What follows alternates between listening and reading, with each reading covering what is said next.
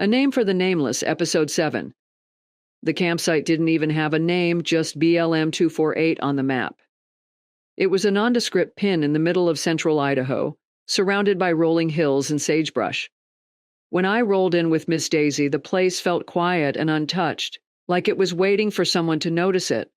Sadie hopped out first, sniffing the air like she always does, and I followed with my folding chair and a mug of coffee.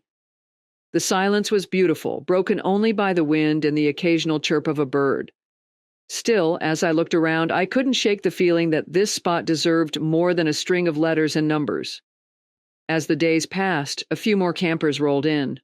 First there was an older couple in a fifth wheel, then a young woman in a Subaru Outback, and finally a guy in a converted box truck.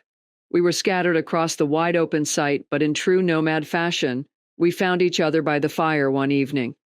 The conversation drifted from weather to favorite campgrounds to how we'd all ended up here. Then someone brought it up. "Isn't it weird that this place doesn't have a real name?" The woman with the Subaru, Katie, said. "It's gorgeous out here. It should have something better than 248. "I was thinking the same thing," I said. "What do you all think it should be called?" That set off a flood of ideas. The couple in the fifth wheel suggested Eagle Ridge because they'd spotted a bald eagle earlier that day. Katie thought Sage Hollow sounded poetic, while the guy in the box truck, Marco, proposed Dusty Bottoms, a name that had us all laughing. We didn't settle on anything that night, but the conversation stuck with me. The next morning, as I watched the sunrise paint the hills pink and gold, I felt a little more determined to leave this place with a name. By midday, I'd walked the perimeter of the site, taking in the view and looking for inspiration.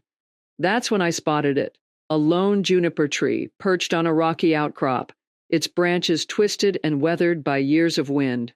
It stood out in the sea of sagebrush, stubborn and resilient. When we gathered again that evening, I threw my idea into the mix.